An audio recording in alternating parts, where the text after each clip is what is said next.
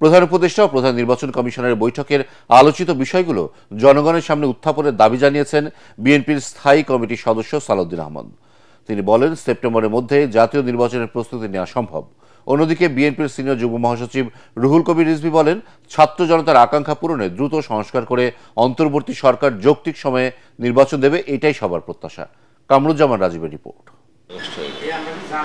গুলশানে নিজ বাসায় প্রধান উপদেষ্টা ও প্রধান নির্বাচন কমিশনারের বৈঠক প্রসঙ্গে কথা বলেন বিএনপির স্থায়ী কমিটির সদস্য সালাউদ্দিন আহমদ।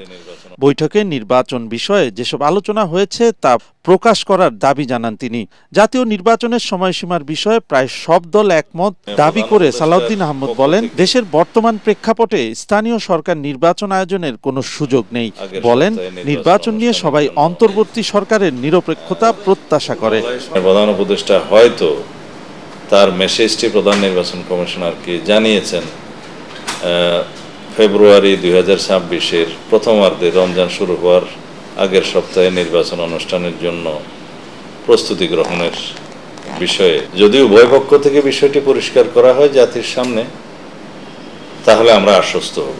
মাননীয় প্রধান উপদেষ্টার ঘোষিত অথবা ঘোষিত না বললেও সম্মত বলা যায় যে সময়, সেই সময়ের মধ্যে জাতীয় সংসদ নির্বাচনের জন্য সব পক্ষই, সব রাজনৈতিক দলই একমত। দ্বিমত হতে দেখিনি কাউকে।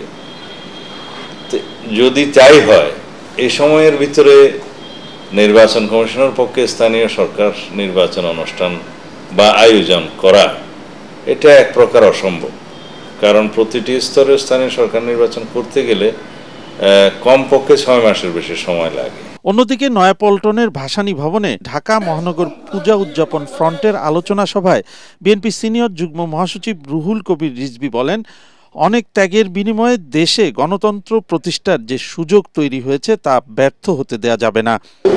আমরা সরকারের সমালোচনা করি, অন্তর্বর্তীকালীন সরকার তো হচ্ছে বিএনপির এবং সমস্ত গণতান্ত্রিক রাজনৈতিক দলগুলোর সমর্থিত সরকার। তারা সংস্কার করে দ্রুত নির্বাচন তারা দিবেন, বা দ্রুত নির্বাচন নয়, যৌক্তিক সময়ের মধ্যে নির্বাচন তারা দেবে। রিজভী বলেন, বিএনপির নাম ভাঙিয়ে আন্দোলনের নামে যারা নৈরাজ্য তৈরি করছে তারা বিএনপির কেউ নয়। ষড়যন্ত্রকারী সুবিধাভোগী গোষ্ঠীর বিষয়ে সতর্ক থাকার আহ্বান জানান তিনি। কামরুজ্জামান রাজীব, এটিএন বাংলা, ঢাকা। শেরেবাংলা নগর থানার মামলায় নতুন ধারা সংযোজন করে সাবেক সিইসি KM নুরুল হুদার আবারও 4 দিনের রিমান্ড মঞ্জুর করেছে আদালত। রাষ্ট্রপক্ষের আইনজীবী বলেন, দিনের ভোট রাতে করা সহ প্রহসনের নির্বাচনের মাধ্যমে জনগণকে ভোটাধিকার থেকে বঞ্চিত করেছেন তিনি। যথাযথ প্রক্রিয়া অনুসরণ না করে জামিন অযোগ্য রাষ্ট্রদের অভিযোগ আনা হয়েছে বলে দাবি করেছেন নুরুল হুদার আইনজীবী। মনির হোসেন তপুর রিপোর্ট। 4 দিনের রিমান্ড শেষে আদালতে আনা হয় সাবেক সিইসি KM নুরুল হুদাকে। রাষ্ট্রদ্রোহ ও প্রহসনের নির্বাচনের অভিযোগে আবারও 10 দিনের রিমান্ড চায় পুলিশ। পুলিশ পাহারায় বেলা 2:30টার দিকে সাবেক সিইসি KM নুরুল হুদাকে আদালতে তোলা হয়। রাষ্ট্রপক্ষের আইনজীবী আদালতকে জানান, নুরুল হুদা প্রহসনের পাতানো নির্বাচন করে সরকারি অর্থ আত্মসাৎ করেছেন। অভিযোগগুলোর সুষ্ঠু তদন্তের জন্য আসামিকে রিমান্ডে নেওয়া প্রয়োজন বলেও জানান তিনি। এদিকে আসামি পক্ষের আইনজীবীরা রিমান্ডের বিরোধিতা করে জামিন চান। মামলায় নতুন করে সংযোজিত রাষ্ট্রদ্রোহ সহ 3 ধারা নিয়ে আদালতে আপত্তি জানায় আসামির আইনজীবী। সংবিধান লঙ্ঘন করে সে রাষ্ট্রের বিরুদ্ধে যে কাজ করেছে, এই আওতায় তাকে তার বিরুদ্ধে যে রাষ্ট্রদ্রোহ মামলাটি আনা হয়েছে, এইটা তদন্তকারী কর্মকর্তা তদন্ত করতে গিয়ে তার কাছে চলে আসছে। এবং এখন এই মামলা আমরা বলেছি, যদি তার কোনো স্যাংশনের প্রয়োজন নাই। এই প্রথম একজন ব্যক্তিবাদী সেডিশনের মামলা করা, রাষ্ট্রদ্রোহের মামলা করার কোনো এখতিয়ার আইনগতভাবে তার নাই এখন পর্যন্ত, এই অবস্থায়, এক্সিস্টিং অবস্থায়। এই জায়গায় 2টা ধারা আছে, একটা রাষ্ট্রদ্রোহ আর একটা হচ্ছে 120B, যেটা ক্রিমিনাল কনস্পাইরেসি যেটা বলা আছে। এই 2টা ধারার জন্য একেবারে আইনের স্পষ্ট বিধান হচ্ছে গভর্নমেন্টের স্যাংশন লাগবে। উভয় পক্ষের শুনানি শেষে আসামির 4 দিনের রিমান্ড মঞ্জুর করেন বিচারক।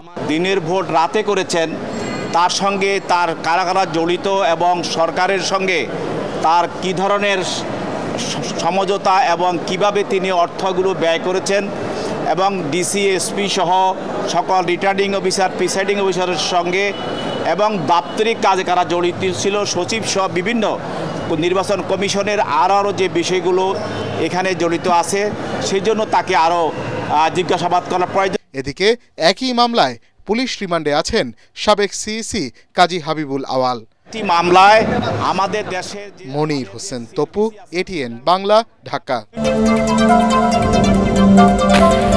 ধ্বংসের আগে পৃথিবীকে বদলাতে সব জাতিকে ভূমিকা রাখতে হবে বলে মন্তব্য করেছেন প্রধান উপদেষ্টা ডক্টর মোহাম্মদ ইউনূস।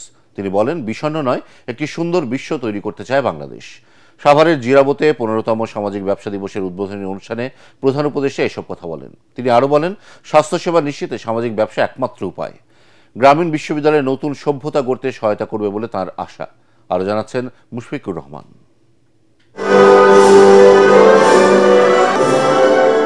সামাজিক ব্যবসার সাথে জড়িত বিশ্বের 38টি দেশ থেকে আসা প্রতিনিধিদের নিয়ে সাভারের জিরাবতে 15তম সামাজিক ব্যবসা দিবস উপলক্ষে 2 দিনব্যাপী অনুষ্ঠানের উদ্বোধন করেন প্রধান উপদেষ্টা ডক্টর মোহাম্মদ ইউনূস। বিশ্বব্যাংকের সাবেক প্রেসিডেন্ট, বাংলাদেশে নিযুক্ত জাতিসংঘের আবাসিক প্রতিনিধি সহ সফল ব্যক্তিরা তাদের অভিজ্ঞতার কথা তুলে ধরেন সম্মেলনে। প্রধান উপদেষ্টা বলেন, সামাজিক ব্যবসার মধ্য দিয়ে শিক্ষা স্বাস্থ্যসেবাকে গ্রামীণ মানুষের দোরগোড়ায় নিয়ে যাওয়া সম্ভব। তাই ধ্বংস নয়, মানবিকতার পৃথিবী গড়ার আহ্বান জানান তিনি। You become a full human being, exposing whatever you have inside of you. Why should you be one-sided human being? Why don't you become aware that you have another side inside of you? Why do we do that? Why do we keep it one side blocked out? Because the narrative that we created for ourselves globally doesn't touch that subject. We are made to forget that aspect exists. Doctor Yunus বলেন, দেশে সামাজিক ব্যবসা দিবস পালন করতে চাইলেও বিগত সরকার তা করতে দেননি।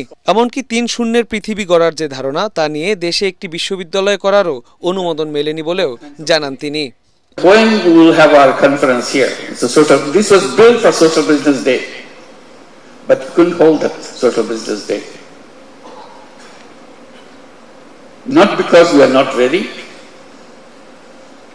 because government will not allow to make it happen. What a strange way. This is nothing to do with anything government should worry about.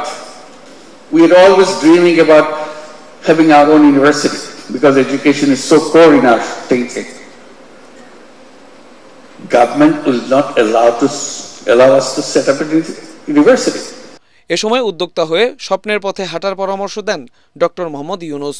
Take that easy path, learn what you see. Mushfiqur Rahman, ATN Bangla, Dhaka.